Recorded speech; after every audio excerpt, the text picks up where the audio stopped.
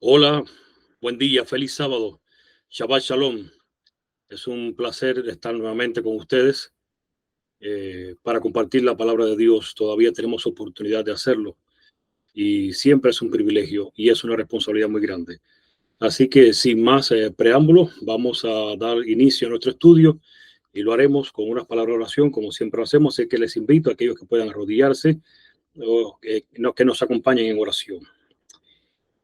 Padre que estás en los cielos, te damos gracias por este día. Gracias por tu bondad y por tu misericordia. En la lista siempre decimos que sería interminable, porque hay tantas cosas que recibimos de ti, las cuales aún reconocemos que no las merecemos. Pero te agradecemos por la oportunidad que tenemos, no solamente por la gracia que contamos, sino por abrir tu palabra, porque ella es vida y vida eterna. Permite que en esta ocasión podamos escuchar tu voz. Así que te pido que mi persona desaparezca en esta oportunidad, porque queremos escucharte solamente a ti. Es tu pueblo quien va a escuchar, que es una responsabilidad muy grande. Así que, Padre, te pido que te presentes y que nos hables. Prepara nuestros corazones, prepara nuestras mentes para recibir el pan espiritual que has preparado para nosotros en este día. Te lo pedimos todo, pidiendo en conjunto una bendición para cada oyente, y lo hacemos en el nombre de tu Hijo amado, Cristo Jesús. Amén. Amén. Y bien, hermanos, el estudio que hoy traemos es un estudio que lo compartimos un miércoles en el canal con un grupo de hermanos. Eh, los hermanos me han estado pidiendo que reproduzca este estudio. Lo vamos a traer ahora a coalición. Pero en esta oportunidad, eh, como ya tengo más tiempo, vamos a poder desarrollar mejor y con más amplitud el tema que traemos para hoy, que es el tema de la cobardía. Así que si fuiste uno de los que escuchaste en la ocasión que lo presenté, en esa ocasión fue bien abstracto, tuve que limitarme al tiempo, así que en esta ocasión vamos a poder tratar con más amplitud este tema, que es un tema muy importante para este tiempo. Así que comenzamos diciendo la pregunta: ¿qué es cobardía según el mundo? Y el mundo dice que cobardía es falta de ánimo y valor, sin valor ni espíritu para afrontar situaciones peligrosas. Eso es lo que el mundo normalmente declara. Es una falta de ánimo, es falta de valor, o es alguien que no posee valor ni espíritu para afrontar situaciones peligrosas. Y le acompaña en la Real Academia Española, la lengua de la Real Academia Española acompaña la palabra cobardado, temeroso, medroso, miedoso, amilanado, pusilánime, etcétera, etcétera, etcétera. Ahora resulta que son pocos los cristianos que consideran la cobardía como un pecado. Y eso es lo que hoy vamos a ver en nuestro estudio. ¿Es un pecado la cobardía? Sí lo es. Entre otras razones, esto es porque nos parece que es un asunto personal que tiene que ver más con el carácter y la forma de ser de ciertas personas. Creemos normalmente que la cobardía es por ciertas personas que son cobardes por su carácter, por su falta de firmeza o por lo que sea. Ni siquiera nos planteamos que tenga que ver con la relación con Dios o que haga daño al prójimo. Y muchos creen que a veces la cobardía no daña a nadie y no tiene nada que ver con el prójimo, no tiene nada que ver con mi cristianismo. La cobardía tiene una connotación más social que religiosa, dicen algunos. Incluso le ponemos otros nombres para endulzar esta manera de ser, como diplomacia, astucia, prudencia, nobleza. Y aunque dicen que no tiene una connotación religiosa, también dicen que la cobardía es falta de fe. Y eso es lo que se presenta hoy en día con relación a este tema. Y hoy vamos a ver seriamente que la cobardía es un asunto espiritual y es un pecado y es algo que Dios no lo tolera. No debe estar entre las filas del pueblo de Dios. No debe estar ese ánimo, ese espíritu dentro de nosotros. Así que ¿Quiénes son los cobardes según la Biblia? Cuando hago esta pregunta, la gente siempre se ubica en la parte social y siempre dicen los que sienten miedo. Bueno, esto es falso, porque todos sentimos miedo en algún momento, entonces todos somos cobardes, o muchos sienten miedo, o algunos han sentido miedo en algún momento, entonces no es por el miedo, porque no todos sienten miedo, pero todos han sentido miedo en algún momento. Así que no tiene nada que ver con asunto de miedo. Y usted me dirá, ¿está seguro que no tiene que ver con miedo? Vamos a ver que en realidad no es miedo el asunto de la cobardía. Y por ejemplo, si vamos a compartir aquí el PowerPoint, si compartimos la historia de Josué,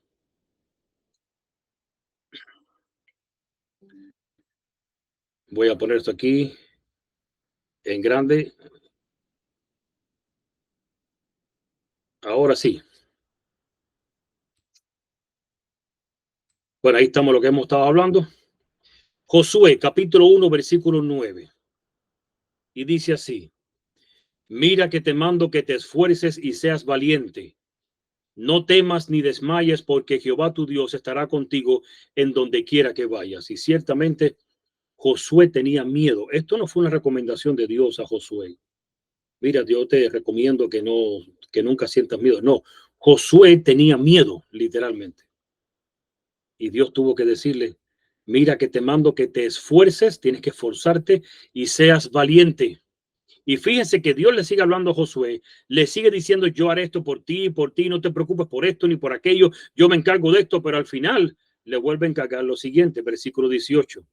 Cualquiera que fuere rebelde a tu mandamiento y no obedeciera tus palabras en todas las cosas que le mandes, que muera. Y ahí termina ahora Dios diciéndole, solamente que te esfuerces y seas valiente. Lo que Dios le estaba diciendo, lo único que se te pide es que te esfuerces y seas valiente. Así que muchos pueden pensar y decir, bueno, la cobardía son aquellos que se dejan entonces dominar por el miedo. Y la gente siempre sigue ahí conectada con el miedo. Aquellos que se dejan dominar por el miedo, y tampoco es así.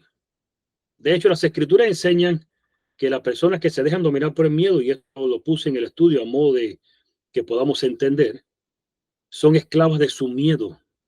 Por eso es que en Proverbios, capítulo 29 y versículo 25, dice así: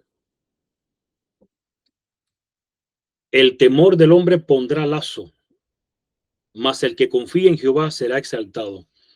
Y en realidad el tema del miedo es un tema que pudiéramos estar tocando por mucho tiempo, porque hay tanto que hablar sobre el miedo. A veces estás pidiendo un consejo a alguien y si la persona es una persona que es temerosa, que no se guía tanto por Dios, sino por el miedo, a veces no puedes tomar en cuenta lo que te está aconsejando porque tú no sabes si te está hablando o el miedo de la persona o te está hablando Dios a través de la persona. Así que el asunto del miedo es un asunto bien serio. Pero ahora bien, aunque lea las escrituras, no puedes vivir conforme a lo que dice la palabra porque tu miedo te lo impedirá. Eso es lo que sucede. Pero bien, ¿cuál será la verdadera razón para que una persona actúe con cobardía? En realidad, si no es miedo y no es la persona que se deja dominar por el miedo, entonces, ¿cuál será la razón? Y eso es algo que tenemos que descubrir. ¿Y por qué tenemos que descubrir este asunto de la cobardía? Resulta que hay un texto en Apocalipsis, capítulo 21, versículos 7 al 8. Y Dios está diciendo ahí, el que venciere heredará todas las cosas y yo seré su Dios y él será mi hijo. Pero ahora dice, pero, y en ese pero lo encabeza con un nombre. Los cobardes e incrédulos, los abominables y homicidas, los fornicarios y hechiceros, los idólatras y todos los mentirosos tendrán su parte en el lago que arde con fuego y azufre, que es la muerte segunda. Y debido a esto es que tenemos que tener cuidado.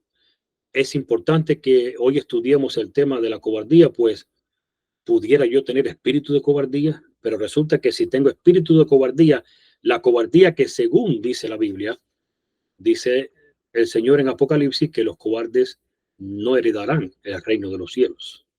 Entonces esto se vuelve más interesante.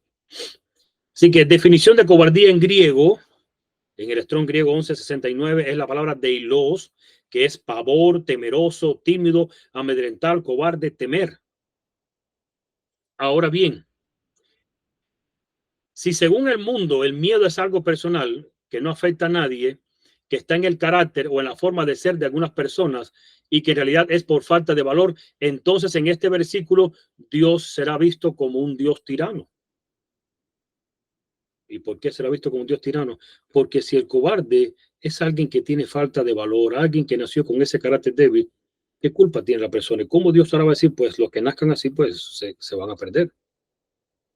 Entonces, sucede que cuando yo veo que en la Biblia Dios queda como un tirano, como un Dios no misericordioso, ahí me preocupo y me doy cuenta que hay algo que tenemos que estudiar. Y eso pasó también con la historia de Usa, que sostuvo el arca cuando estaba cayendo. Dios parece un tirano, parece alguien falta sin misericordia. El hombre estaba haciendo un bien y un día estudiaremos esa historia. Pero el asunto es que ciertamente la cobardía no puede ser lo que el mundo cree y enseña, porque entonces Dios que está en la Biblia está mal. Y digo así porque Dios siempre está bien. Los que estamos mal somos nosotros con los conceptos o los preconceptos de las cosas que nos hacemos. Por lo tanto, ¿cuál es la diferencia entre miedo y cobardía? El miedo es un sentimiento, es una emoción que se tiene en determinadas circunstancias. Les voy a compartir con ustedes acá el PowerPoint.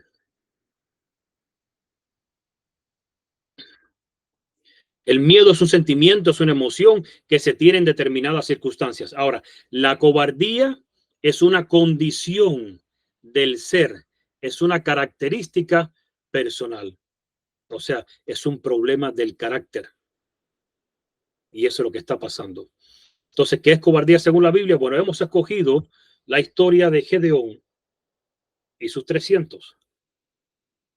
Vamos a ubicarnos en la historia. Gedeón está con Madián, o sea, antes de estar frente a los madianitas, Dios le dijo que él iba a guerrear con los madianitas y que Dios le iba a la victoria. Gedeón quería una prueba de que Dios estaba con él. Recuerden que puso el vellino y pidió que la tierra amanezca mojada y el vellino seco, y así sucedió. Pero el otro día Gedeón le puso prueba a Dios y le dijo, no, ahora que el vellino amanezca mojado y la tierra seca, y así sucedió. Bueno, ya Gedeón estaba casi convencido por Dios. Y lo estuvo convencido por Dios. Y ahora Dios le dice, prepárate. Y Gedeón reúne a los hombres y solamente reúne 32,000 israelitas contra un ejército o un enemigo que triplicaba el número de ellos. Los madianitas eran 3 veces la cantidad de ellos. Y ahora en Jueces 7:2 dice, y Jehová dijo a Gedeón, el pueblo que está contigo es mucho para que yo entregue a los madianitas en su mano. No sea que se alabe Israel contra mí diciendo, mi mano me ha salvado. Así que Dios le está diciendo a Gedeón, el pueblo que salió contigo son muchos. Y Gedeón se quedó petrificado. Y dice el versículo 3, ahora pues, haz pregonar en oídos del pueblo diciendo, quien tema y se estremezca, madrugue y devuélvase desde el monte de Galaad. Y se devolvieron de los del pueblo 22,000 y quedaron 10,000. Y Gedeón no podía ni hablar. Y Gedeón dijo, ¿cómo es posible esto? Que de 32,000 hayan quedado 10,000. Y resulta que Dios le manda a hacer un pregón, a pregonar algo que en realidad eso está como estipulado como una ley en el Pentateuco.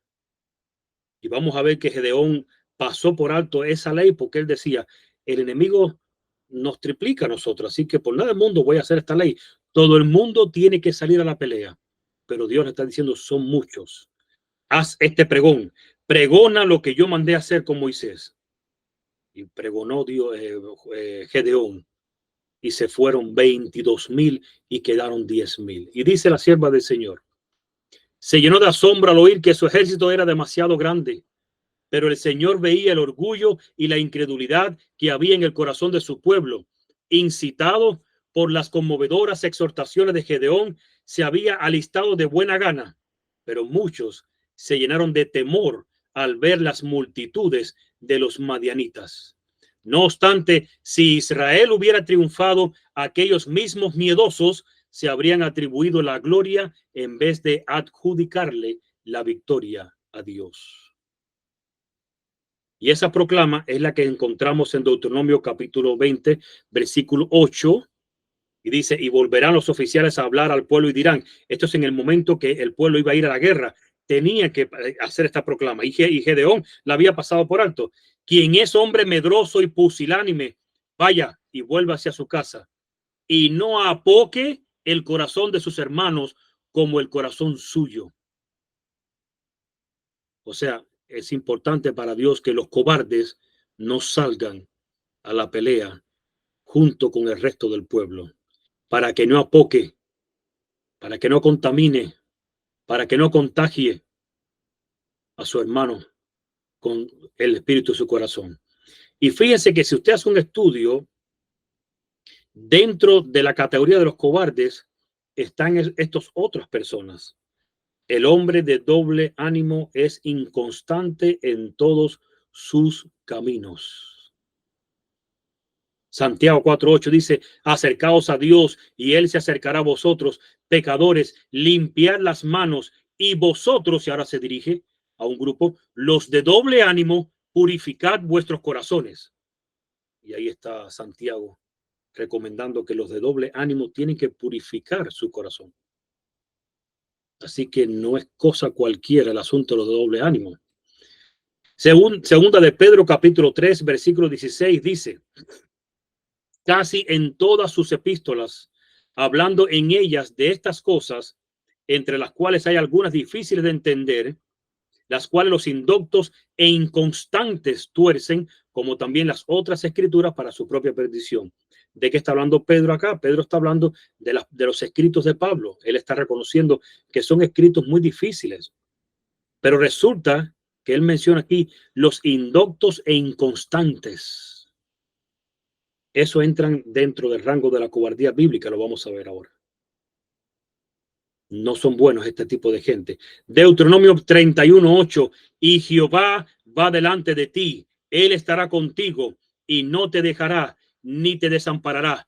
No temáis ni te intimides, dice el consejo bíblico. Le dice Dios al pueblo. Los de doble ánimo, los indoctos e inconstantes, son partes de los cobardes. Y ahora vamos a ver en realidad por qué, o sea, qué son los cobardes.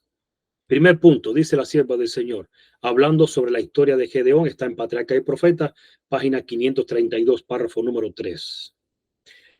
Los que no estaban dispuestos a arrostrar peligros y penurias, ¿cómo es que está diciendo? Los que no estaban dispuestos, no se trata de un miedo por algo, es que no estás dispuesto a hacer algo.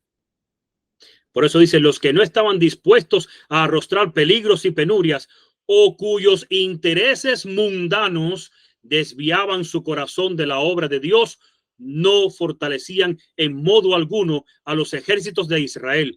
Su presencia no podía ser sino causa de debilidad.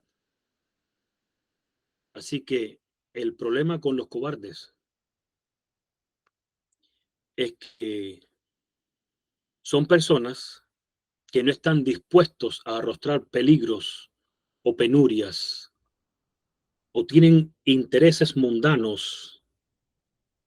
Son personas que ponen sus intereses por encima de la causa. Entonces el cobarde no es alguien que le falta valor. Es alguien que pone sus intereses por encima de la causa que sea. Por eso es que hay cobardes. Aparentan miedo.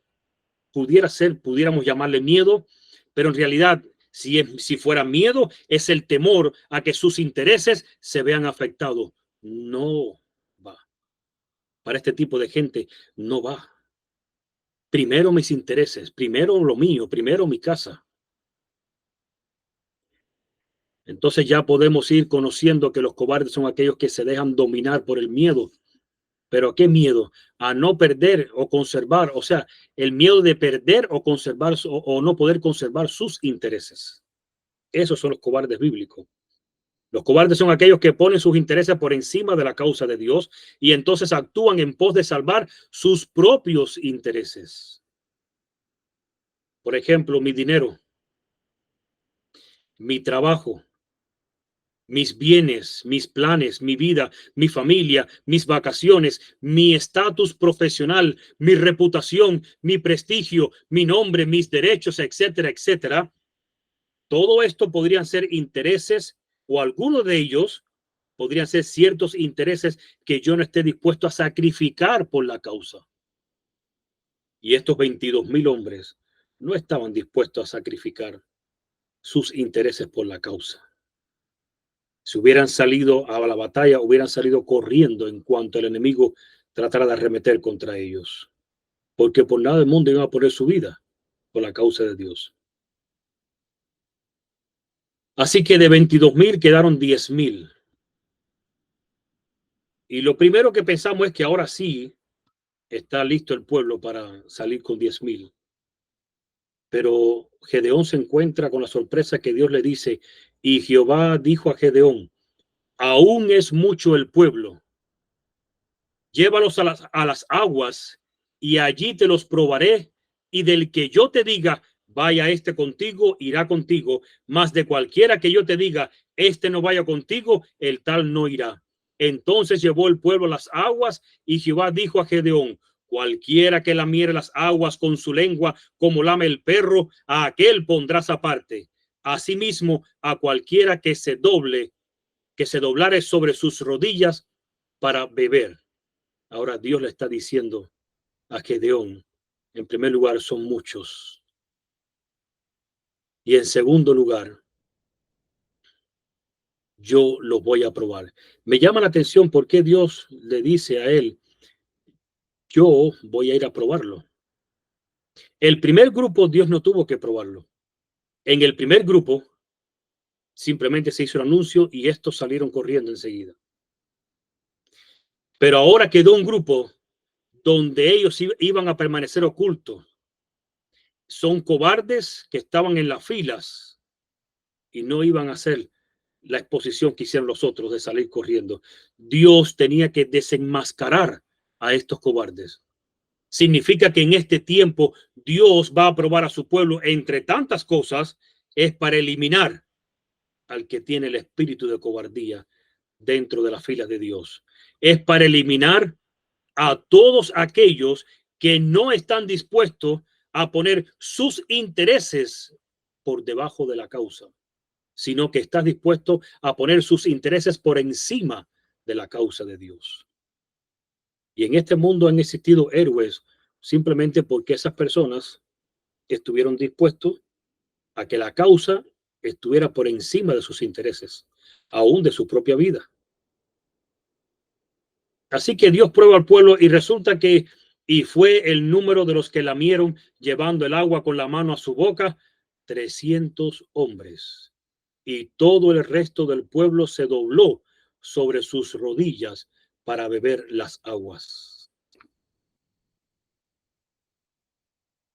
Ahora, ¿cuántos estaban dispuestos a salvar su cabeza a toda costa frente a la estatua de Nabucodonosor? Te pregunto yo a ti ahora. Es la idea que me viene a la mente. O sea, frente a los madianitas, ¿cuántos estuvieron dispuestos a salvar su cabeza? 9,700 hombres. Solo quedaron 300 que estaban dispuestos a dar su vida por la causa de Dios. Pero los otros 9,700 no estaban dispuestos a entregar su cabeza. Y yo pensé enseguida, bueno, y en la historia de Nabucodonosor, ¿cuántos estuvieron dispuestos a cuidar su cabeza, a mantener su cabeza en su cuello? todos excepto 3. Y si te das cuenta, no lo hicieron por la cobardía de ellos, no era por miedo, era porque no iban a poner nunca sus intereses por encima de la causa de Dios. Pero hubieron 3 hombres que sí estuvieron dispuestos a que sus cabezas rodaran si fuera necesario. Pero sus intereses nunca iban a estar por encima de la causa de Dios. Y dice la sierva del Señor: el carácter se prueba a menudo por los medios más sencillos. A veces esperamos que son por las pruebas más complicadas, pero son por los medios más sencillos que Dios está tomando nota. Los que en un momento de peligro se empeñaban en suplir sus propias necesidades no eran hombres en quienes se podía confiar en una emergencia. El Señor no tiene en su obra lugar para los indolentes y para los que suelen complacer el apetito. Y aquí la palabra apetito, para aquellos que piensan en comida nada más, no se trata solamente de comida, se trata apetito de todo. De dinero, de vacaciones, de lujo, de bienes, de todo el apetito. El apetito no se limita solamente a comida, tiene una amplia gama. Hay apetito por tantas cosas en este mundo. Y termina diciendo la cita: escogió a los hombres que no permitieron que sus propias necesidades les hicieran demorar el cumplimiento del deber. Escogió a los hombres que no permitieron que sus propias necesidades les hicieran demorar el cumplimiento del deber. Ahora te das cuenta de los cobardes bíblicos, de quienes se tratan. Todo aquel que no está dispuesto a sacrificarse por la obra,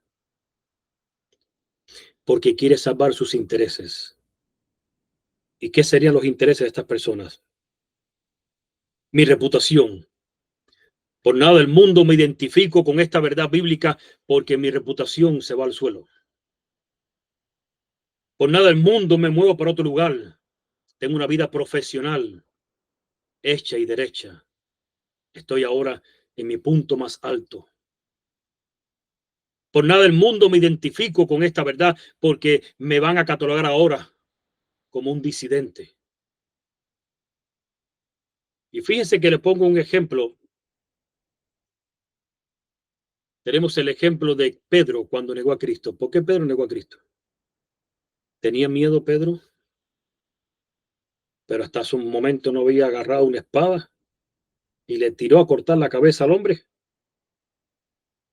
Lo que le pasaba a Pedro es que todavía hasta ese momento no estaba dispuesto a entregar su cabeza por su maestro. Su interés estaba en su vida, por eso se enojaron todos con el maestro, porque ellos esperaban que el maestro reaccionara y nunca reaccionó. Y Pedro todavía se acerca al lugar donde está el juicio con Anás y Caifás. ¿Y para qué lo hace? ¿Para darle ánimo al maestro? Todavía guardaba el deseo y la idea de pensar, quizás ahora el maestro va a actuar y yo tengo que estar ahí. ¿Y cuál fue su chasco? Que salió corriendo después de haberse dado cuenta que se había cumplido lo que su maestro le había dicho: antes que cante el gallo 3 veces, me negarás 3 veces. La cobardía bíblica no es personas que sienten o tienen falta de valor. Son las personas que no pretenden poner la causa por encima de sus intereses. Por el contrario, sus intereses están por encima de la causa. Otro ejemplo fue cuando Pedro nuevamente tuvo miedo al comer con los gentiles. Y por eso hemos leído en Gálatas que Pablo descubre que Pedro, cuando están los de la circuncisión, los judíos, comía con los judíos. Pero cuando ellos no estaban, entonces compartía con los gentiles. Y ahí Pablo tiene que decirle: tú eres un hipócrita. A tal punto que hasta Bernabé lo has contaminado. ¿Cómo tú te sientas con los gentiles cuando no están los de la circuncisión, y cuando ellos están, entonces te sientas con ellos y aborreces a los otros. Así no puedes seguir tu vida. Y fíjense que en Hechos de los Apóstoles, capítulo 11,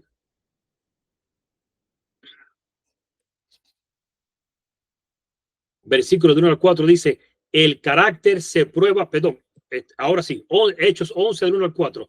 Oyeron los apóstoles y los hermanos que estaban en Judea que también los gentiles habían recibido la palabra de Dios. Y cuando Pedro subió a Jerusalén, y para que te ponerte en contexto, se trata de que Pedro tiene la visión de mata y come, y esa visión también se le dice a Cornelio que se encuentre con Pedro, y Pedro entendió que Dios había santificado a los gentiles, que no se trataba de comida, y ahora se enteran toda Jerusalén de que Pedro está comiendo con los gentiles y que el evangelio se le es compartido a los gentiles. Y aquí viene el asunto, versículo 2. Y cuando Pedro subió a Jerusalén, disputaban con él los que eran de la circuncisión, diciendo, ¿por qué has entrado en casa de hombres incircuncisos y has comido con ellos? Entonces comenzó Pedro a contarles por orden lo sucedido, diciendo, ahí Pedro empieza a contarles a ellos sobre la visión que había tenido, cómo Dios lo había hecho cambiar de opinión.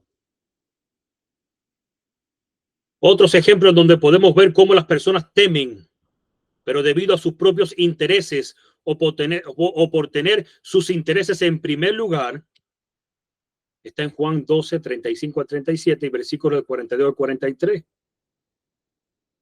Dice, entonces Jesús les dijo, aún por un poco está la luz entre vosotros, andad entre tanto que tenéis luz, para que no os sorprendan las tinieblas, porque el que anda en tinieblas no sabe a dónde va.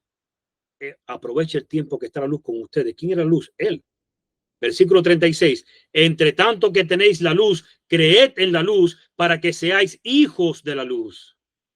Y dice 37, pero a pesar de que había hecho tantas señales delante de ellos, no creían en él. Pero espérate un momentico. ¿Y por qué no creían en él? Yo salté un poquito más y llegamos al 42. Dice, con todo eso, aún de los gobernantes, muchos creyeron en él, pero a causa de los fariseos no lo confesaban para no ser expulsados de la sinagoga. Oh, dice, porque amaban más la gloria de los hombres que la gloria de Dios. Entonces te das cuenta, el miedo que tenían no es falta de valor exactamente. De hecho, tienen un valor.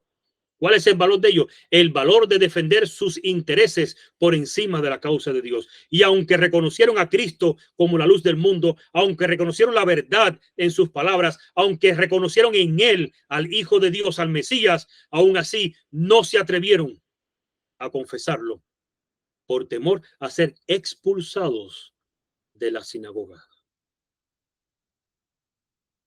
Otro ejemplo, Juan 7, 12 y 13.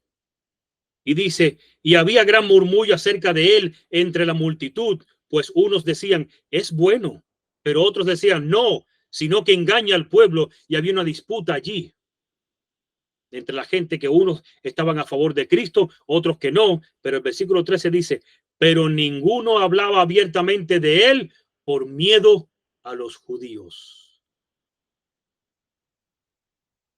Entonces, en realidad, la cobardía es que preferían enfrentar la verdad antes de enfrentar a los judíos, porque sus intereses estaban en lo que ellos entendían que iban a perder si se ponían de parte de Jesús. Y si voy a perder ciertos intereses, mi reputación, mi prestigio, mi vida profesional, o lo que sea, que mis bienes, lo que sea que vaya a perder, no estoy dispuesto a perderlo por Cristo. Por lo tanto, voy a hacer lo que sea para poder mantener esto. Ahora, fíjense hasta qué punto llega el miedo por interés propio, o el amor a nuestros intereses, o esos intereses mundanos, como Elena de Juárez lo describió. Que en Juan 9, del 20 al 23, sucede algo. Hubo un ciego que Dios lo sanó. Era un joven. Y este ciego lo sanan, y ahora está por ahí alabando y glorificando a Dios porque Jesús lo sanó. Y lo primero que hacen los fariseos es llamar a sus padres. Si sus padres hubieran confesado a Jesús, hubieran dicho que Jesús lo había sanado y ellos sabían que era Jesús, se iban a meter en problemas. Y en este contexto sucede lo siguiente. Dice el versículo 20, sus padres respondieron y les dijeron, sabemos que este es nuestro hijo y que nació ciego. Ellos dijeron, decláranos, ¿qué saben ustedes? Y ellos, estos padres fueron muy inteligentes, pero fueron muy cobardes. ¿Hasta qué punto fueron cobardes? Miren cómo ellos contestan. Sus padres respondieron y les dijeron, sabemos que este es nuestro hijo y que nació ciego. Eso es lo único que sabemos. Versículo 21. Pero como ve ahora, no lo sabemos. O quien le haya abierto los ojos, nosotros tampoco lo sabemos. Edad tiene, preguntadle a él, él hablará por sí mismo. Quiere decir que ahora son capaces hasta de abandonar a su propio hijo para salvar su pellejo. Al punto que le dicen, mira, ya él es mayor de edad, así que hablen a él y lo que él les diga, ese será su problema.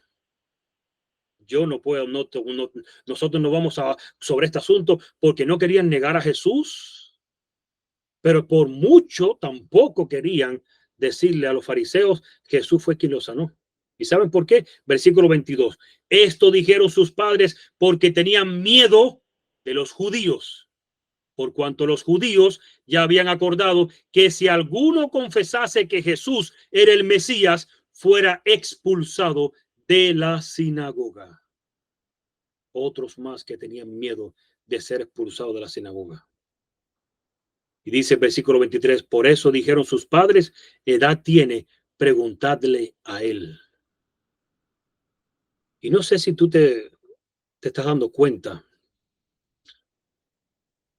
hasta qué punto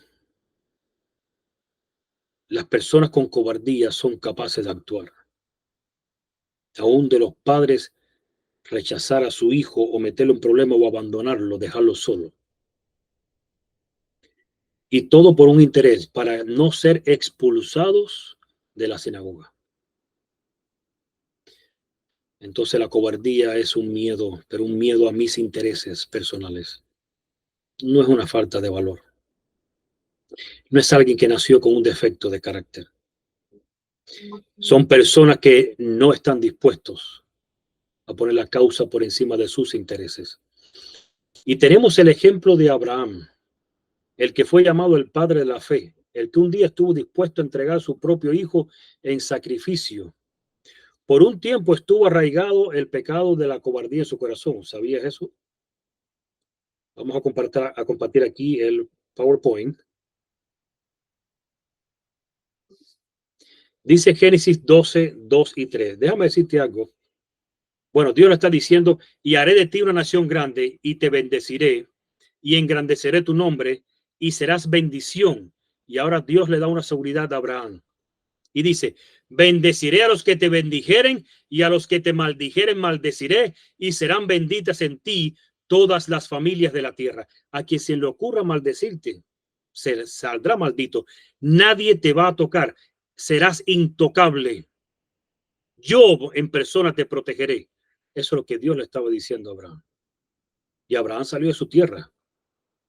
Actuó con fe, sí, salió de su tierra y de su parentela. Pero resulta que un tiempo más adelante, dice versículos 11 al 13, y aconteció que cuando estaba para entrar en Egipto, dijo a Sarai su mujer, he aquí ahora conozco que eres mujer de hermoso aspecto.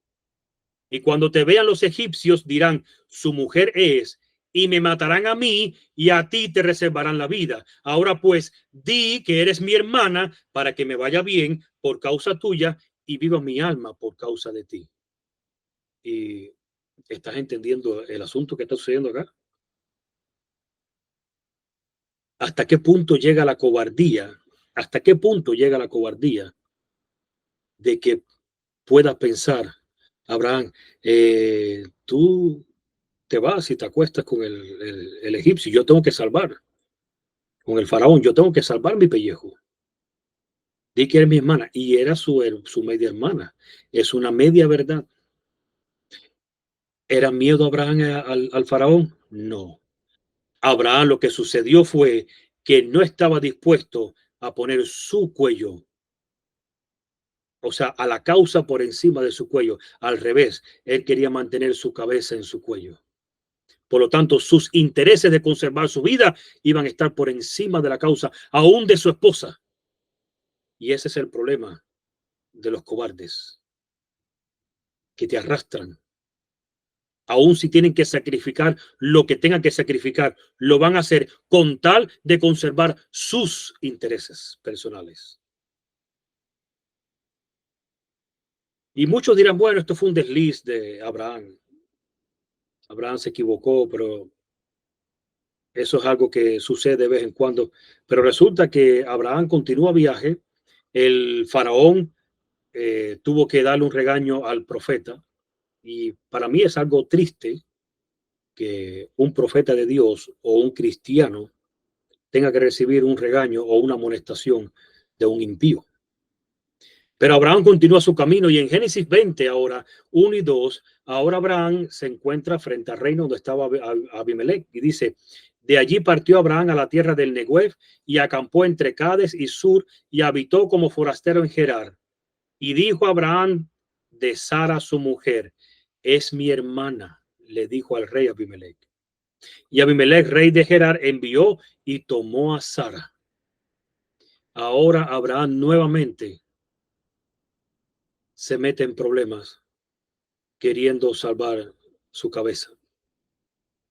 Y ahora se encuentra con Abimelech y cometió el mismo error que cometió con el faraón. ¿Y saben qué pasó? Lo mismo que pasó con el faraón.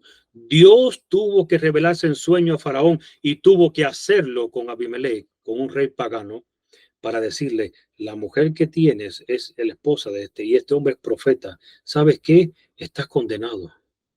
Y ahora salió Abimelech, pero yo soy inocente. Y ahí sale a reprender a Abraham. ¿Por qué has hecho esto?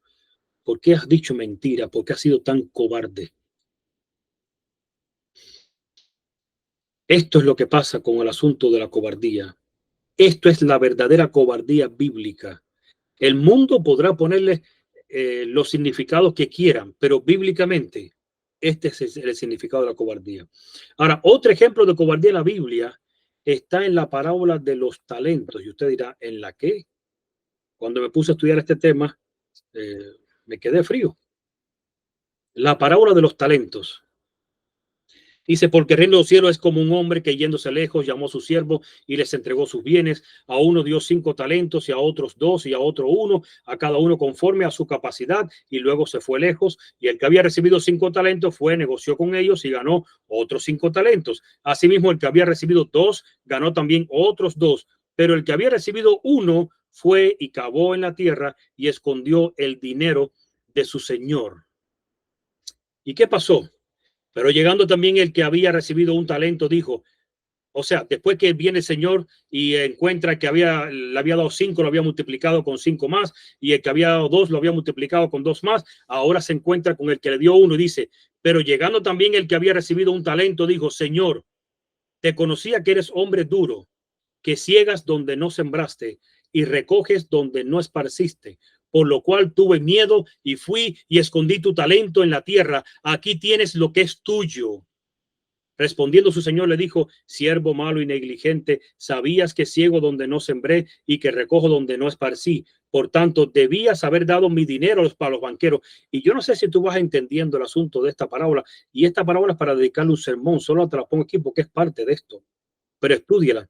El hombre, el siervo le está diciendo a Cristo, o sea, en forma de parábola, le dijo, siervo malo y negligente, le dice el Señor, sabías que ciego donde no sembré y que recojo donde no esparcí. El hombre dijo, mira, este hombre ciega donde no siempre recoge porque tiene una habilidad tremenda. ¿Sabes qué? Que lo haga él. Yo no voy a pasar ese trabajo. Yo no me voy a sacrificar por esto. Me dio un talento. Pero él sí, que lo haga él. Él sabe cómo hacerlo. Es un negociante tremendo. Yo no. Y eso fue lo que hizo, escondió el talento y no lo multiplicó para su señor. Y ahora sigo el versículo 27. Por tanto, debías haber dado mi dinero a los banqueros y al venir yo hubiera recibido lo que es mío con los intereses. Quitadle pues el talento y dadlo al que tiene 10 talentos, porque al que tiene le será dado y tendrá más, y al que no tiene, aún lo que tiene le será quitado. Ahora, ¿Cuál es el asunto con esta parábola? ¿Hasta qué punto llega la cobardía o afecta la cobardía al ser humano? Miren lo que dice la sierva del Señor. Me fue mostrado que la parábola de los talentos no ha sido plenamente comprendida.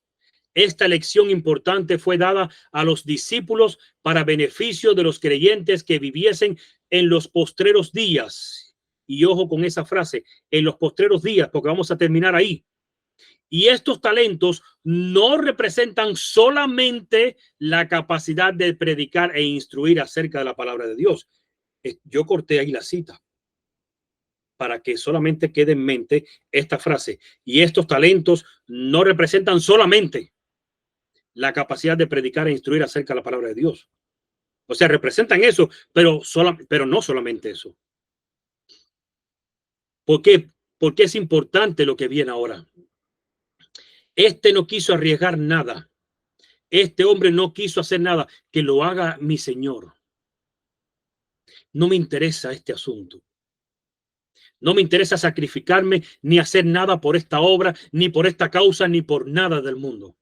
Esta verdad del Padre y del Hijo, ok, yo la reconozco, es verdad, pero me quedo callado.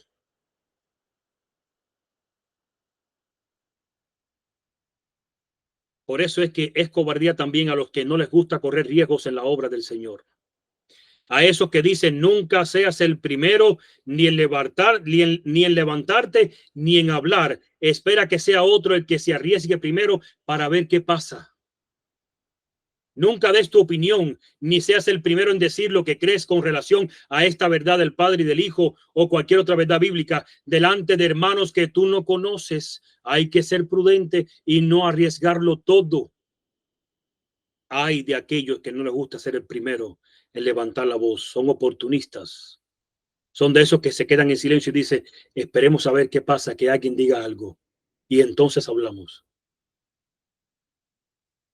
Y fíjense, aunque mi tema no es sobre dinero, ni diezmo, ni ofrenda, vamos a ver el principio de cobardía, hasta dónde abarca y hasta dónde Dios lo condena.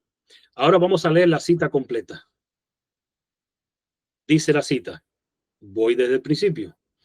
Me fue mostrado que la parábola de los talentos no ha sido plenamente comprendida.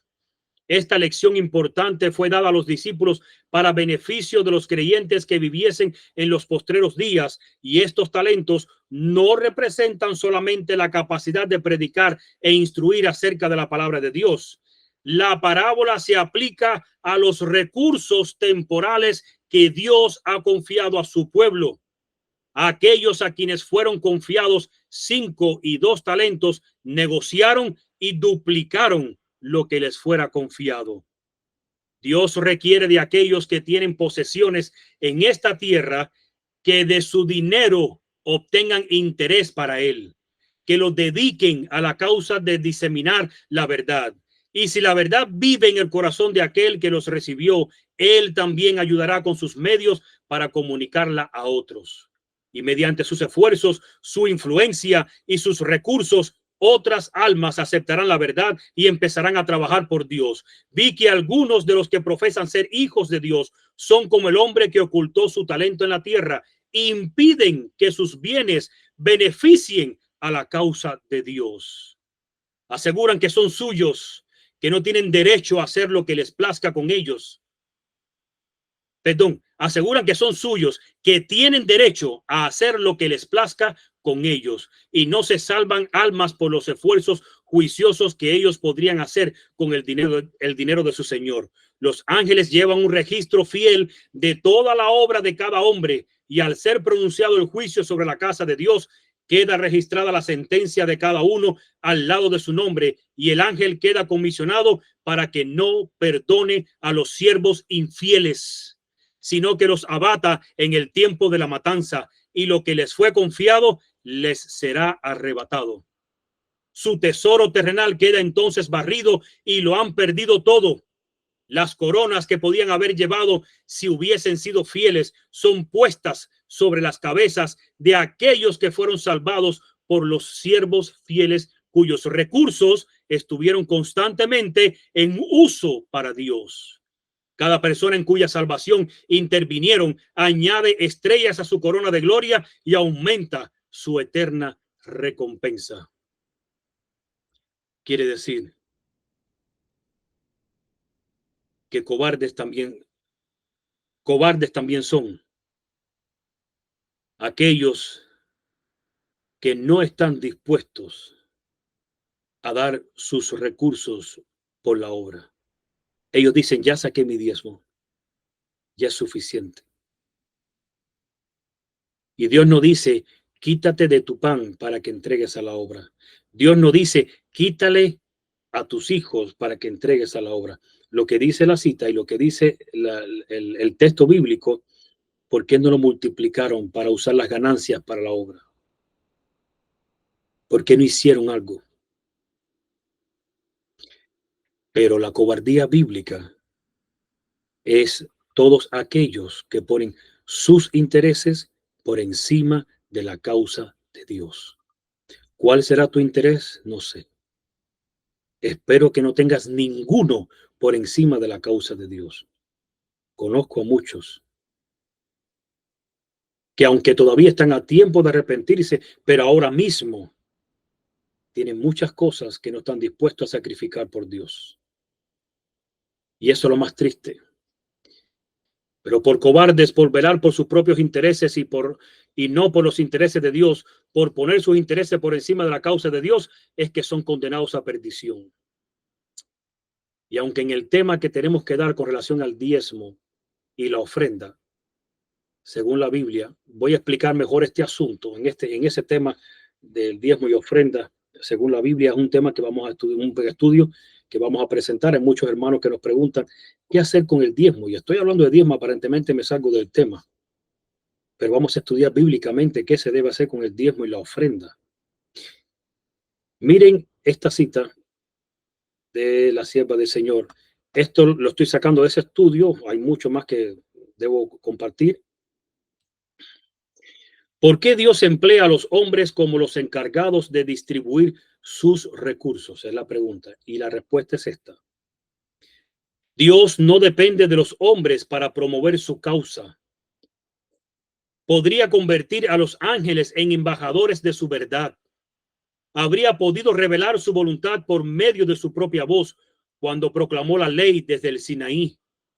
Pero ha elegido emplear a los hombres para que hagan su obra a fin de cultivar en ellos el espíritu de liberalidad. Eso está en Consejo sobre Mayordomía Cristiana, página 22, párrafo 1. Quiere decir que Dios te da el privilegio de que tú participes como un dador para su causa, para que tú cultives el espíritu de liberalidad. ¿Y qué significa esa palabrita? ¿Qué cosa es libertad o liberalidad según el diccionario?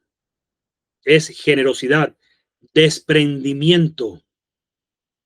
Por lo tanto, la nota que puse abajo es: si eres cobarde, no vas a ser generoso porque tus intereses siempre estarán por encima de la causa de Dios.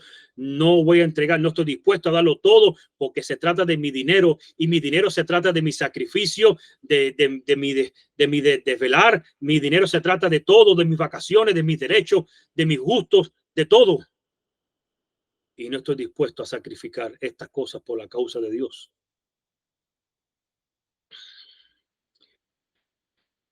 Pero quiero dejar algo en tu mente, aunque no es el tema del dinero, pero para que sepas algo.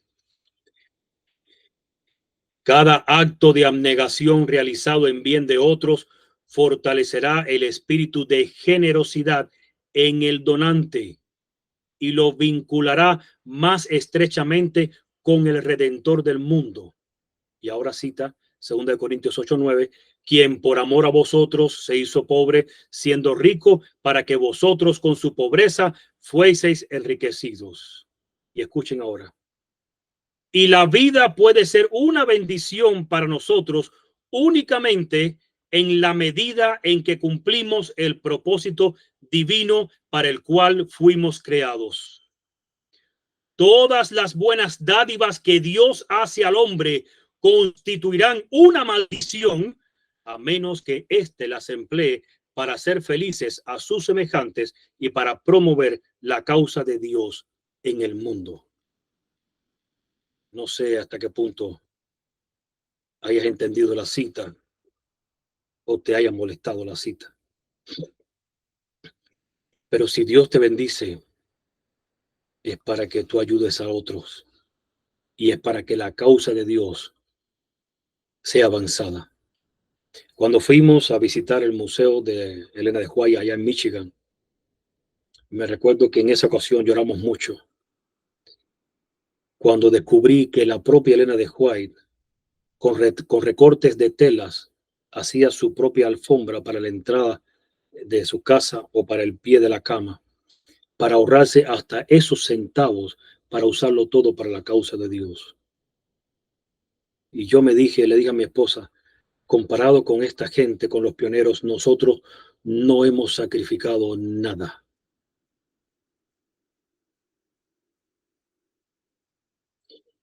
En ese aspecto, tenemos que tener cuidado del espíritu de cobardía en nosotros de hoy en día. Y traje esta coalición para que se den cuenta hasta qué punto afecta el espíritu de cobardía. Abarca todo, porque el diablo busca cada punto. El diablo te va a hacer sentir mira, tú lees la Biblia, tú oras, tú predicas, porque retienes un poco y quieres darte un gusto, porque tú te lo mereces. Ese susurro es un peligro. Y es por esto que el apóstol Pablo le escribió a Timoteo diciéndole, porque no nos ha dado Dios espíritu de cobardía, sino de poder, de amor y de dominio propio. Y te digo algo, necesitamos desprendernos de todos nuestros intereses, de nuestros planes, de todo por lo que hayamos trabajado, cuando se trate de obedecer o de darlo todo por la causa de Dios. Y este es el mayor daño que aportan los cobardes espirituales. ¿Saben cuál es el problema con los cobardes espirituales hoy en día? Los cobardes actúan y desobedecen por miedo, pero su miedo no está basado en la falta de valor para enfrentar algo, sino que está basado en el acto egoísta e interesado de proteger sus propios intereses, y a este temor ellos le llaman prudencia. El cobarde no quiere arriesgar sus intereses. Y cuando tú lo regañas o le dices, hermano, pero eso hay que ser prudente, hermano, esto no es así. Tú no puedes cometer, no puedes hacer una locura. Pero si se quedara allí con esa actitud, yo diría, bueno, cada cual con lo suyo. Pero el cobarde va más allá todavía. ¿Cómo que más allá? Ahora se molesta con el que está al lado. ¿Por qué? Porque el cobarde, si ve al de al lado que sí está dispuesto a obrar, que sí está dispuesto a sacrificar sus intereses por la causa de Dios, que sí está dispuesto a darlo todo, ese hombre ahora es criticado y es acusado de estar cometiendo presunción. Cuando vean, pero tú lo estás dando todo. Sí, pero no te preocupes, Dios proveerá. Oh, pero eso es presunción. Y te digo una cosa, ¿qué cosa es presunción? Para que no nos equivoquemos. Y te lo voy a explicar sencillo. Puedes investigar en la Biblia. Presunción es todo acto que nosotros realicemos sin que Dios lo haya mandado. Por eso Satanás, cuando tentó a Cristo, le dijo, lánzate, lo llevó un aprisco allá, le dijo, lánzate, que a sus ángeles mandará cerca de ti para resguardarte, para que tu pie no tropiece en piedra. O sea, Satanás le estaba diciendo, él, haz este acto. Pero Dios no le había dicho a Cristo que tenía que hacer ese acto. Por eso es que Satanás lo estaba tentando con el pecado de la presunción. Y presunción es que tú des un paso que Dios no te ha mandado a dar. Pero cuidado, hay muchas cosas que para este tiempo Dios está mandando a hacer y muchos no lo están haciendo y están justificando su paso. O están justificando, perdón, su desobediencia. O están justificando su actitud. Es que no puedo hacerlo porque Dios tiene que entender. Dios me tiene que comprender. Y me da gracia con el ser humano. Porque Dios es el que tiene que entender. Dios es el que tiene que comprender. ¿Acaso Dios no te entiende? ¿Acaso Dios no te comprende? Pero aún más, ¿acaso no será al revés? que eres tú y que soy yo, quienes tenemos que entender que se trata de Dios, no se trata de cualquier otra persona. Pero somos tan cobardes que ponemos a Dios a que justifique o acepte mi desobediencia, porque tienen que entender que tengo ciertos intereses que tengo que cuidar.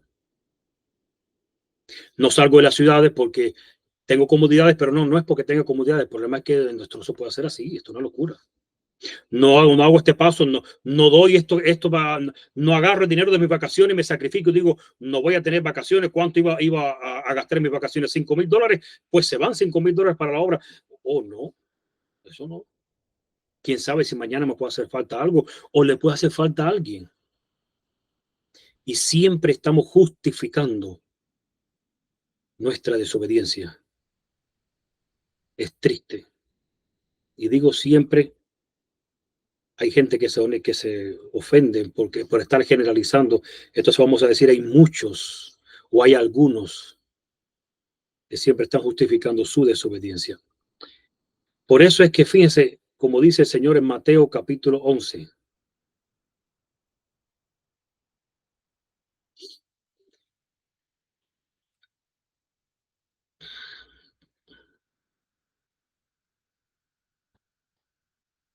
Déjame que se me corrió aquí el. Ok, ahí está, Mateo 11, 18 y 19 dice, porque vino Juan que ni comía ni bebía y dicen demonio tiene. Vino el Hijo del Hombre que come y bebe y dicen he aquí un hombre comilón y bebedor de vino, amigo de publicanos y de pecadores, pero la sabiduría es justificada por sus hijos. Quiere decir que el cobarde siempre está criticando. De Juan, porque no comía ni bebía, decían demonio tiene. Y de Cristo, que sí comía y bebía, decían aquí hay aquí un hombre comilón y bebedor de vino, amigo de publicanos. ¿Te das cuenta? Por eso es que dice Mateo 11:12, desde los días de Juan el Bautista hasta ahora, el reino de los cielos sufre violencia y los violentos la arrebatan. ¿Ahora entiendes este versículo? ¿Quiénes son los violentos? Los valientes. ¿Y quiénes son los valientes? Los que tienen coraje, los que tienen espíritu de valor, los que están dispuestos a enfrentar. No exactamente eso lo que es valiente. Valientes son aquellos que están dispuestos a poner la causa por encima de sus intereses. Y por eso es que solo los valientes arrebatan el reino de los cielos. Y la historia de Gedeón termina así. Y fue el número de los que lamieron llevando el agua con la mano a su boca, 300 hombres. Y todo el resto del pueblo se dobló sobre sus rodillas para beber las aguas. Entonces Jehová dijo a Gedeón, con estos 300 hombres que lamieron el agua, os salvaré y entregaré a los madianitas en tus manos. Y váyase toda la demás gente, cada uno a su lugar. Y la sierva del Señor dice, no solo poseían valor y dominio de sí mismos los 300 hombres elegidos, sino que eran también hombres de fe. No los había contaminado la idolatría. Dios podía dirigirlos y por su medio librar a Israel. El éxito no depende del número, tanto puede Dios libertar por medio de pocos como de muchos. No le honra tanto el gran número como el carácter de quienes le sirven. Y sabes que, no sé si has sacado la cuenta, me gusta decir a los hermanos, ¿saben que era 300 con relación a 32,000? Y yo les digo, hermano, el 1% de 32,000 son 320. Sin embargo, dice la Biblia que quedaron solo 300, menos el 1%. Menos el 1% fueron los que estuvieron dispuestos a poner la causa de Dios por encima de sus intereses. Y es algo muy triste. Ahora te digo, ¿fue tentado Cristo con relación a este asunto de la cobardía? Vamos a ver si Cristo fue tentado así con el asunto de la cobardía. Vamos a ir a la cita, que la comparto.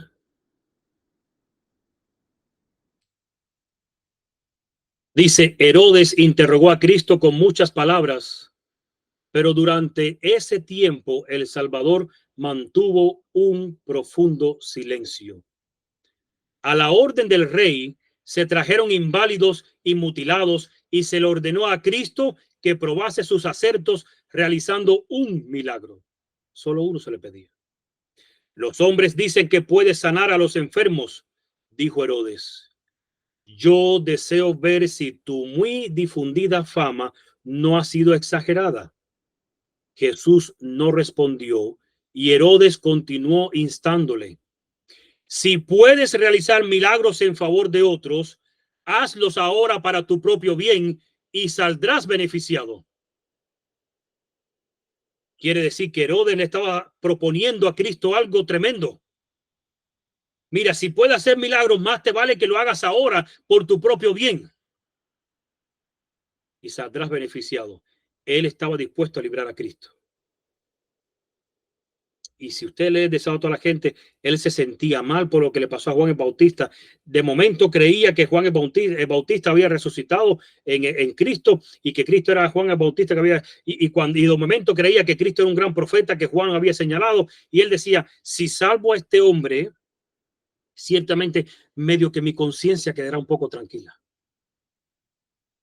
Así que le voy a pedir a él mismo que obre por su bien y al mismo tiempo me va a beneficiar a mí.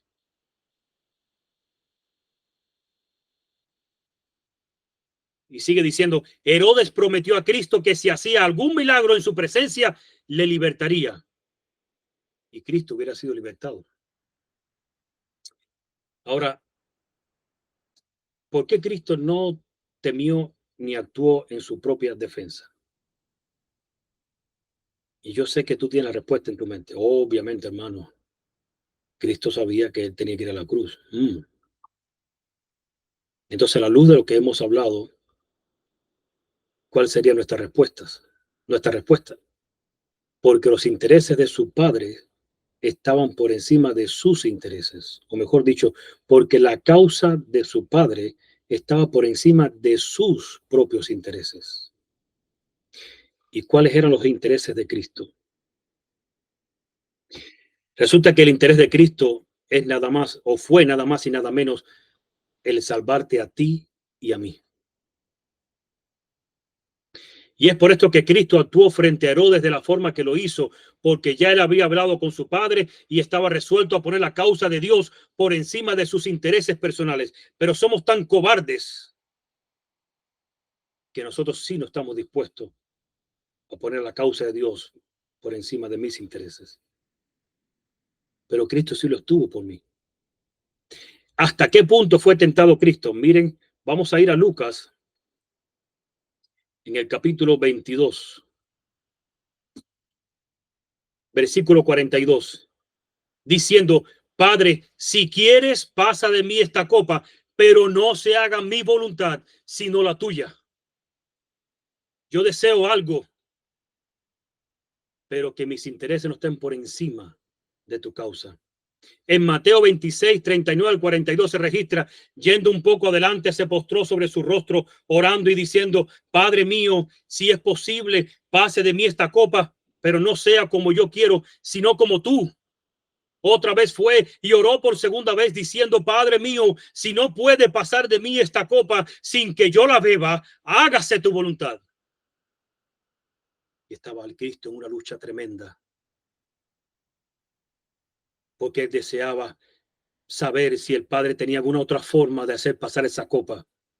Pero en todo el tiempo le recalcó, pero nunca se haga mi voluntad, que nunca mis intereses se pongan por encima de tu causa. Y la causa del Padre era salvarte a ti y a mí. Y por eso Marcos sí registra completamente cómo fue el cuadro en ese momento. Capítulo 14, versículos 34 y 41. Y les dijo, mi alma está muy triste hasta la muerte, quedaos aquí, velad, le dice Cristo a los tres que fueron con él. Yéndose un poco adelante, se postró en tierra y oró que si fuese posible pasase de él aquella hora. Y decía, Abba, Padre, todas las cosas son posibles para ti. Aparte de mí esta copa, mas no lo que yo quiero, sino lo que tú. Y vino luego, los halló durmiendo y dijo a Pedro, Simón, ¿duermes? ¿No has podido velar una hora? Velad y orad para que no entréis en tentación. El espíritu de la verdad está dispuesto, pero la carne es débil. Y otra vez fue y oró, diciendo las mismas palabras. Al volver otra vez los halló durmiendo, porque los ojos de ellos estaban cargados de sueño y no sabían qué responderle. Vino a la tercera vez y les dijo: dormid ya y descansad. Basta, la hora ha venido. He aquí el Hijo del Hombre es entregado en manos de pecadores. Ciertamente Cristo sí estuvo dispuesto a mantener la causa de Dios por encima de sus intereses. Pero recuerda que la causa de Dios, el plan de Dios, era salvarte a ti y a mí. Y Cristo en su momento de angustia nunca quiso echar por tierra eso. Pero tú y yo sí estamos dispuestos a actuar cobardemente cuando se está levantando la multitud de enemigos de Dios en contra de la verdad, específicamente de la verdad del Padre y del Hijo. Y hay muchos que conocen esta verdad, pero están callados porque no quieren arriesgar sus vidas, su reputación, sus intereses, sus puestos en las iglesias. Pero Cristo sí estuvo dispuesto a hacerlo por ti y por mí. Por eso es que muchos son tan cobardes que no pueden responder para Cristo de la misma forma que Él lo hizo por nosotros. No son capaces de decir: Señor, tú pusiste la causa del Padre, que era la de salvarme, por encima de tus intereses y de tu propia vida. Yo también pondré a la causa de Dios por encima de mis intereses y de mi propia vida. No estamos dispuestos a hacerlo en este tiempo. ¿Por qué necesitamos eliminar el espíritu de la cobardía en nuestras vidas? Bueno, porque leímos el texto de Apocalipsis. Hay más que eso todavía. ¿Qué sucederá en los últimos tiempos con aquellos que estén vivos durante el tiempo de angustia? ¿Y quiénes son los que quedarán vivos durante el tiempo de angustia? Bueno, por lo menos sabemos que serán, o sea, sabemos correctamente que serán los 144,000. Pero ¿qué pasará con ellos? Dice la sierva del Señor que por todo lo que pasó Cristo, será por lo mismo que pasaremos nosotros. Y el asunto ahora se empieza a complicar un poquito más. Porque el asunto ahora se empieza a poner más serio. Porque por todo lo que Cristo pasó, tú y yo vamos a pasar. Y hay un punto en específico de la historia de Cristo que es preocupante. Justo antes de Cristo morir, estando en la cruz, Él experimentó algo que los 144,000 también experimentarán. Vamos a compartir la cita.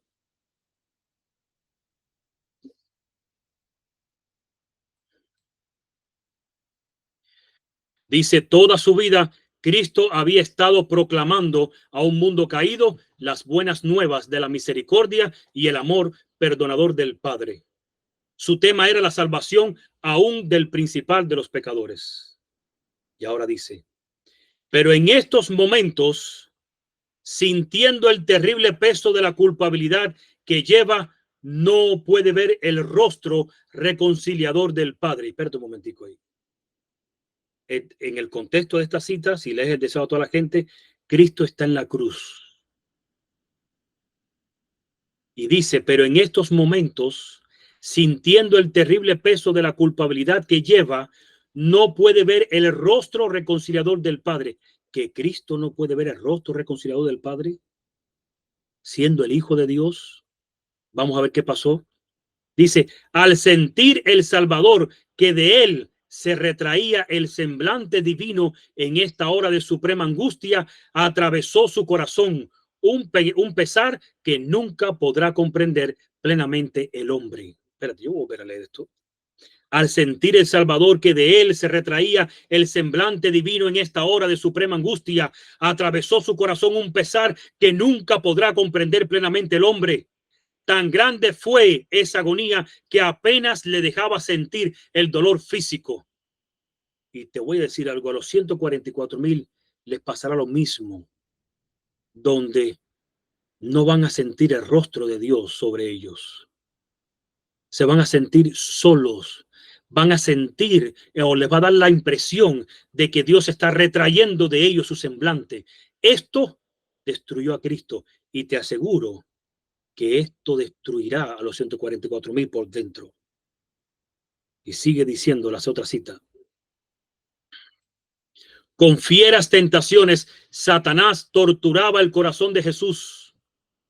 El Salvador no podía ver a través de los portales de la tumba. No sé si yo voy a presentar este tema en otra oportunidad para que se entienda bien. Dios, el Padre, hizo que Cristo, que podía ver el futuro siempre, no pudiera ver el futuro en esta oportunidad. Por eso dice, el Salvador no podía ver a través de los portales de la tumba. Y sigue diciendo, la esperanza no le presentaba su salida del sepulcro como vencedor, ni le hablaba de la aceptación de su sacrificio por el Padre. Cristo estuvo tan solo y Dios hizo que él no pudiera ni ver más allá con su visión como hijo de Dios, pudiera ver más allá del momento. A tal punto que dice que no se vio que iba a salir del sepulcro vencedor. No vio la aceptación del sacrificio suyo por parte del Padre. Y sigue diciendo la cita, espesas tinieblas, como si fueran un sudario, rodearon la cruz y toda la zona circundante. Las tinieblas duraron 3 horas completas. A la hora nona, la terrible oscuridad desapareció para la gente, pero siguió envolviendo al Salvador como si fuera un manto. Los furiosos relámpagos parecían dirigidos contra él mientras yacía colgado de la cruz.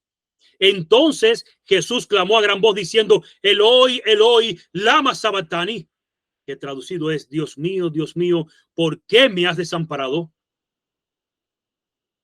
¿Sabes que la experiencia de los 144,000 llegará a ser esta misma?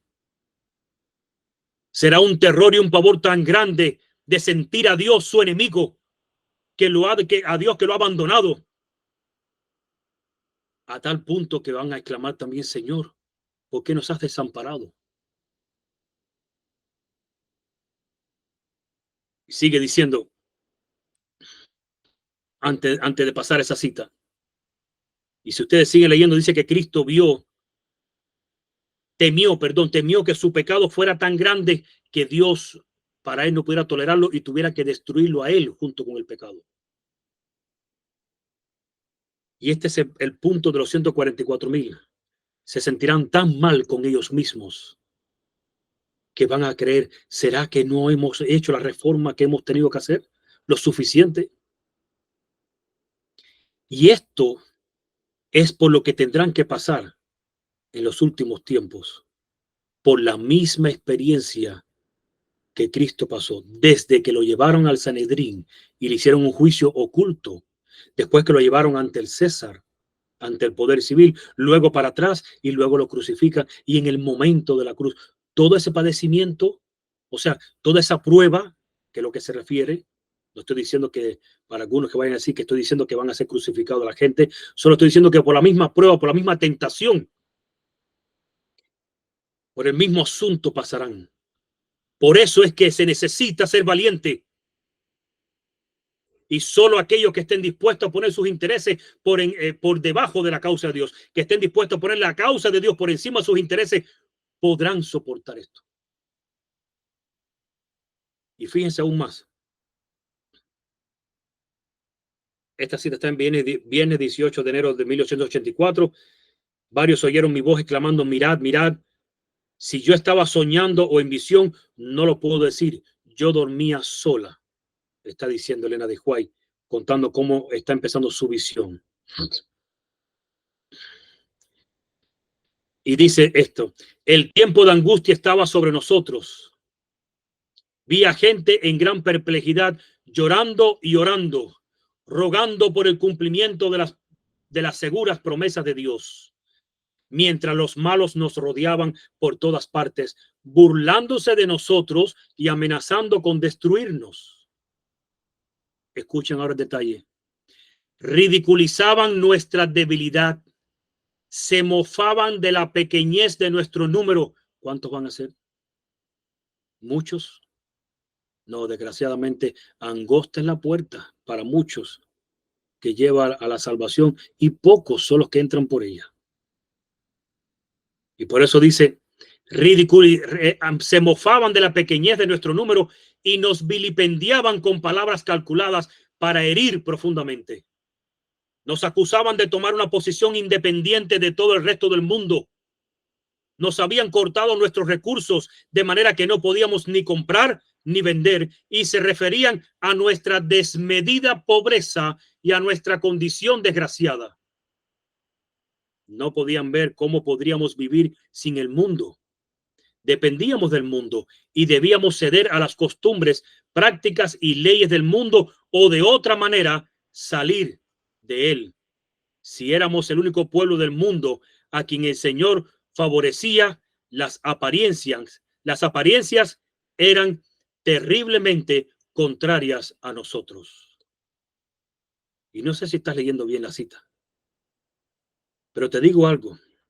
Los 144,000 no sentirán la presencia permanente de Dios. Los que viven en estos últimos días deben pasar por una experiencia similar a la de Cristo, rodeados de enemigos que buscarán destruirlos y condenarlos. Tras haber hecho todo sacrificio inimaginable para permanecer fieles al gobierno de Dios, encarando una muerte inminente porque rehusaron permanecer fieles a los mandamientos de Dios, sin posible esperanza en nada que no sea Dios, será ahí cuando Dios aparecerá más un enemigo que un amigo. Y esta cita está diciendo los detalles que ella vio. Se mofaban de la pequeñez de nuestro número, de nuestra pobreza. Y dice que si éramos el único pueblo del mundo a quien Dios favorecía, las apariencias eran terriblemente contrarias a nosotros. Y sigue diciendo la cita. Declaraban que ellos tenían la verdad, que los milagros sucedían entre ellos, que los ángeles del cielo hablaban y caminaban con ellos, que entre ellos se hacían con gran poder señales y prodigios, y que este era el milenio temporal que habían estado esperando por tanto tiempo.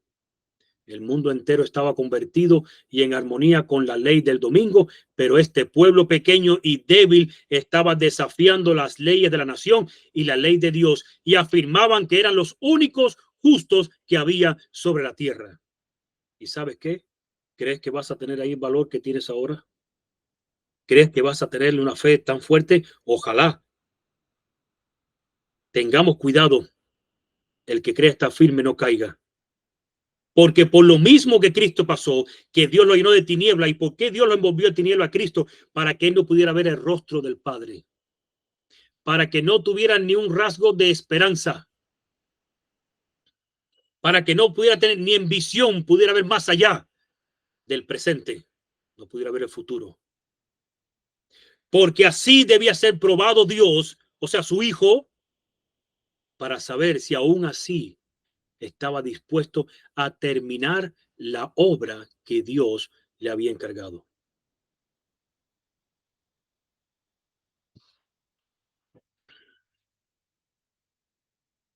Y Cristo, rodeado de tinieblas, sin poder ver al Padre, sin poder ver el futuro, sin poder ver nada, solamente hasta donde en el momento que vivía, aún así dijo, bueno, no sé si el Padre habrá aceptado mi sacrificio, si habrá sido suficiente.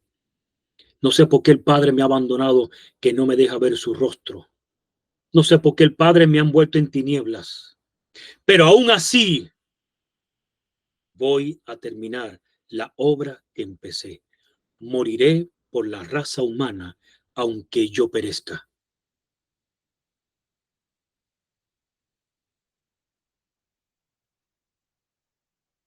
No sé por qué Cristo hizo eso por nosotros. No sé por qué el Salvador del mundo estuvo dispuesto a tanto.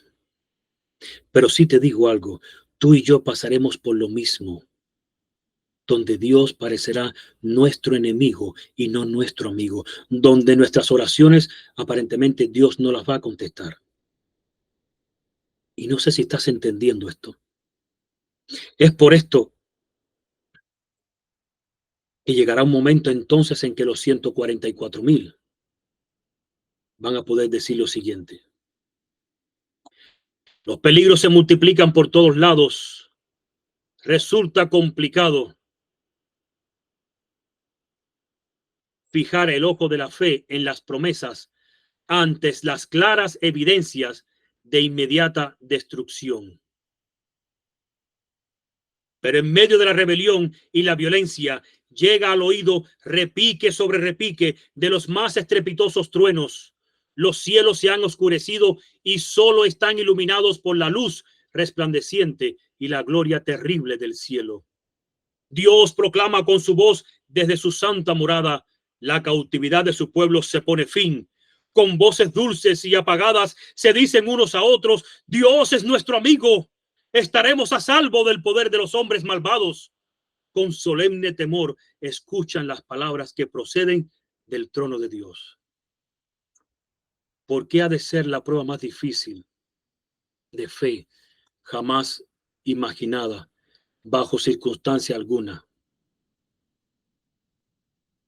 Es que nada por debajo de eso, nada por debajo de eso puede demostrar que confían tanto en Dios y que harán su voluntad.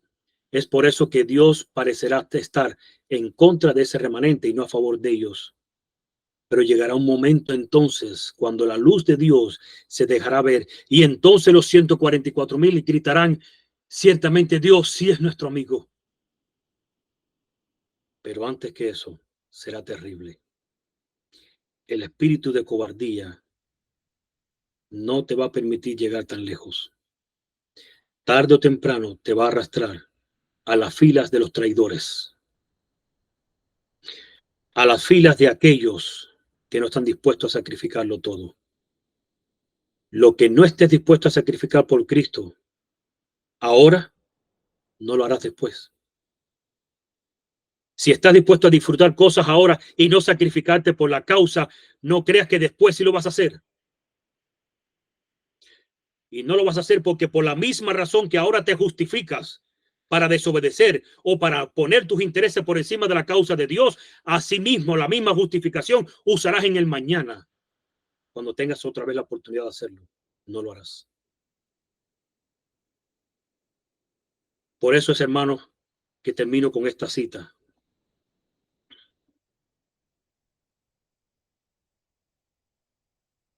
Cuando la religión de Cristo sea más despreciada, cuando su ley sea más menoscabada, entonces deberá ser más ardiente nuestro celo y nuestro valor y firmeza más inquebrantables.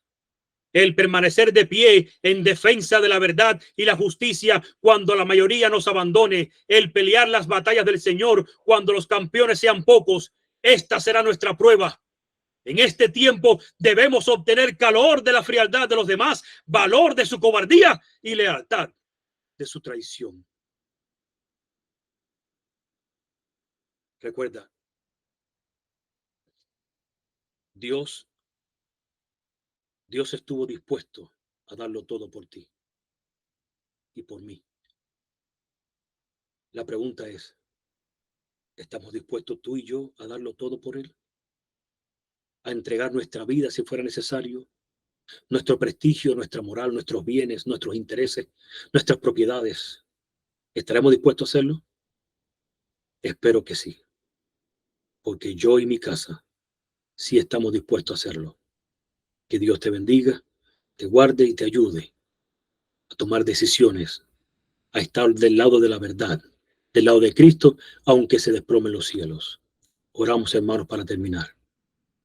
Padre nuestro que estás en los cielos, gracias porque dice, Pablo le dijo a Timoteo, porque Dios no nos ha dado espíritu de cobardía.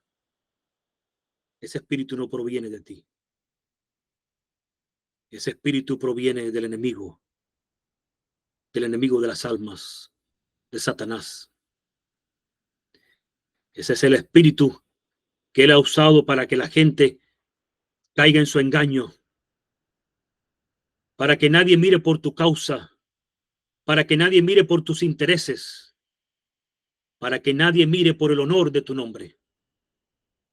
Pero hemos sido llamados para este tiempo a levantar el honor de tu nombre, a levantar la verdad en alto, a defender la verdad, a ser tu voz, a ser tus manos y ser tus pies. Permite, Padre, que este espíritu de cobardía no esté en nosotros, sino que esté el valor de la fe, sino que poseamos la espada de la verdad, el escudo de la fe, el yelmo de la salvación. Permite, Padre, que tu pueblo responda: heme aquí, envíame a mí. Que no existan cobardes en las filas de tu pueblo. Que este remanente se prepare para las próximas batallas y para la gran lucha que se avecina. Acompáñanos durante el resto de este día. Queremos gozar de tu presencia y de este día de descanso. Lo pedimos y lo agradecemos en el nombre de Jesús. Amén. Dios te bendiga, Dios te guarde y una vez más, Maranata, el Señor viene pronto. Prepárate.